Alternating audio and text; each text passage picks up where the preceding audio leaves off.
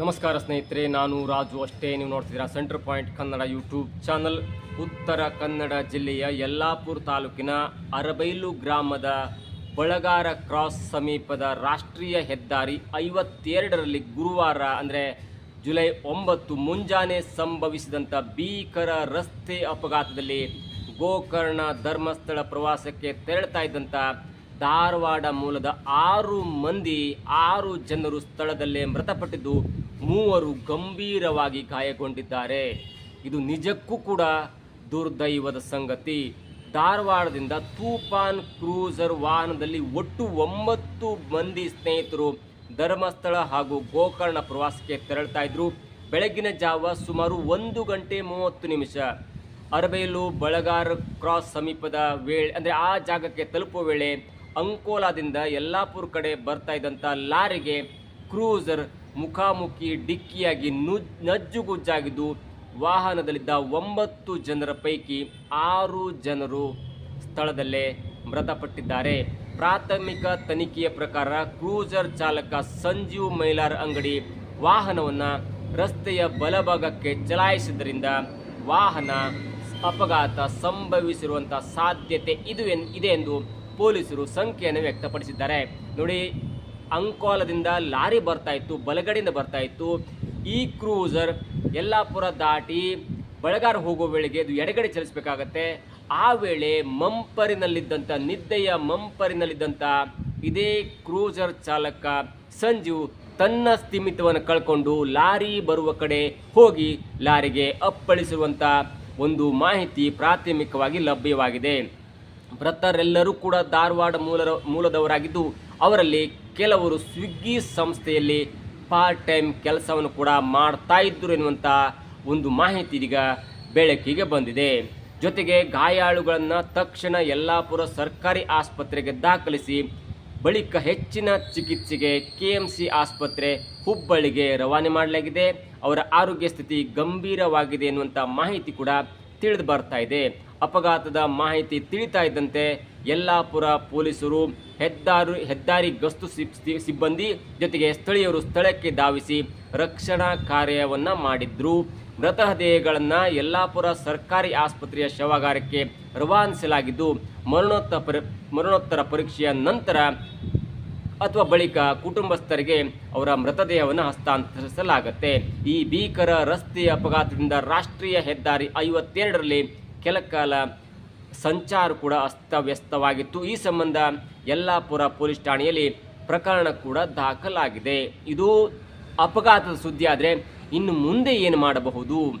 ಇಂಥ ಅಪಘಾತಗಳು ಅಪರಿಚಿತ ವಾಹನಗಳಿಗೆ, ಅಪರಿಚಿತ ಚಾಲಕರಿಗೆ ಇಂಥ ರಸ್ತೆ ಇರುವಾಗ, ಇಂಥದ್ದೊಂದು ನಿಗೂಢವಾದಂಥ ತಿರುವಿರುವಂಥ ಘಾಟ್ ಸೆಕ್ಷನ್ ಇರುವಾಗ ಪೊಲೀಸರು ಅಥವಾ ಜಿಲ್ಲಾಡಳಿತ ವಾಹನ ಚಾಲಕರಿಗೆ ಯಾವೆಲ್ಲ ಮುಂಜಾಗ್ರತಾ ಕ್ರಮಗಳನ್ನು ಕೈಗೊಳ್ಳಬೇಕು ಎನ್ನುವಂಥ ಒಂದು ಸೂಚನೆಯನ್ನು ಕೊಟ್ಟರೆ ಈ ಅಪರಿಚಿತವಿರುವಂಥ, ಪರಿಚಯವಿಲ್ಲದಿರುವಂಥ, ಅತ್ಯಂತ ನಿಗೂಢವಾಗಿರುವಂಥ, ಅತ್ಯಂತ ಸೂಕ್ಷ್ಮ ಪ್ರದೇಶದಲ್ಲಿರುವಂಥ ರಸ್ತೆಯ ಬಗ್ಗೆ ಸ್ವಲ್ಪ ತಿಳುವಳಿಕೆ ಕೊಡಲೇಬೇಕಾದದ್ದು ಜಿಲ್ಲಾಡಳಿತದ ಕರ್ತವ್ಯ.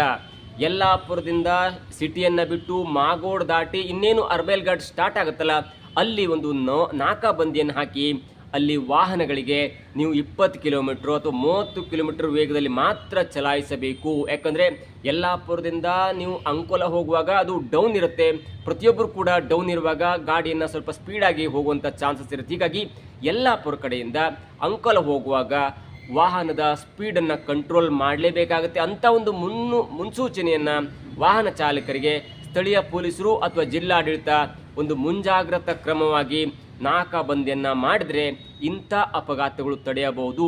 ನೀವು ಯಲ್ಲಾಪುರದಿಂದ ಅಂದರೆ ಅಂಕೋಲದಿಂದ ಯಲ್ಲಾಪುರ ಬರುವಾಗ ಅರ್ಬೈಲ್ಗೆ ಸ್ಟಾರ್ಟ್ ಆಗುತ್ತಲ್ಲ, ಆದರೆ ಅಲ್ಲಿ ಏನಾಗುತ್ತೆ ಅಂದರೆ ಸ್ವಲ್ಪ ಅಪ್ಪಿರುತ್ತೆ, ತುಂಬ ಅಪ್ಪಿರುತ್ತೆ. ಹಾಗಾಗಿ ಯಲ್ಲಾಪುರದ ಕಡೆ ಬರುವಂಥ, ಅಂಕೋಲಾದಿಂದ ಯಲ್ಲಾಪುರ ಕಡೆ ಬರುವಂಥ ವಾಹನಗಳು, ಅದು ಬಸ್ ಆಗಿರ್ಬೋದು ಅಥವಾ ಹೆವಿ ವೆಹಿಕಲ್, ಎಲ್ಲವೂ ಕೂಡ ಸ್ಲೋ ಆಗಿರುತ್ತೆ. 20 ಕಿಲೋಮೀಟ್ರ್, 10 ಕಿಲೋಮೀಟ್ರ್, 15 ಕಿಲೋಮೀಟರ್ ಸ್ಪೀಡಲ್ಲಿ ಮಾತ್ರ ಬರುವಂಥ ಚಾನ್ಸ್ ಇರುತ್ತೆ. ಇನ್ನು ಈಗಿನ ತಂತ್ರಜ್ಞಾನದಲ್ಲಿ ಒಳ್ಳೊಳ್ಳೆಯ ಬಸ್ಸು, ಕಾರ್ಗಳು ಸ್ವಲ್ಪ ಸ್ಪೀಡಾಗಿ ಬರಬಹುದು, ಆದರೆ ಅತ್ಯಂತ ಜಾಸ್ತಿ ವಾಹನಗಳು ಸ್ವಲ್ಪ ಕಡಿಮೆ ವೇಗದಲ್ಲಿ ಬರುತ್ತೆ. ಹಾಗಾಗಿ ಅದೇನು ಸಮಸ್ಯೆ ಆಗಲ್ಲ. ಆದರೆ ಯಲ್ಲಾಪುರ ಕಡೆಯಿಂದ ಈ ಅಂಕೋಲ ಕಡೆ ಹೋಗುತ್ತಲ್ಲ ಆಗ ಡೌನ್ ಆಗಿರೋದ್ರಿಂದ ಪ್ರತಿಯೊಬ್ಬರು ಕೂಡ ಯಾವ್ಯಾವುದೋ ಒಂದು ಗುಂಗಲ್ಲಿ ಯಾವ್ಯಾವುದೋ ಮಂಪರ್ನಲ್ಲಿ ಏನೇನೋ ಟೆನ್ಷನಲ್ಲಿ ಗಾಡಿಯನ್ನು ಎರ್ರಾಬಿರಿ ಓಡಿಸ್ತಾರೆ. ಆದರೆ ಎರ್ರಾಬಿರಿ ಓಡಿಸುವಾಗ ರೋಡ್ ಸರಿಯಾಗಿದ್ದರೆ, ರೋಡ್ ಸ್ಟ್ರೇಟ್ ಆಗಿದ್ರೆ ಗಾಡಿ ಚೆನ್ನಾಗಿ ಹೋಗುತ್ತೆ. ಆದರೆ ಪದೇ ಪದೇ ತಿರು ಬರುತ್ತೆ. ಪದೇ ಪದೇ ತಿರು ಯಾವ ಕಡೆ ಬರುತ್ತಂದರೆ, ಒಂದು ಹಂತಕ್ಕೆ ನಾವು ಏನಾದರೂ ಸ್ಟೇರಿಂಗನ್ನು ರೈಟ್ ತಿರ್ಸ್ಬಿಟ್ರೆ ಅಥವಾ ಲೆಫ್ಟ್ ತಿರ್ಸ್ಬಿಟ್ರೆ ಅದೇ ಜಾಗದಲ್ಲಿ ಗಾಡಿ ಪಲ್ಟಿ ಆಗುವಂಥ ಸಾಧ್ಯತೆ ಕೂಡ ಇರುತ್ತೆ.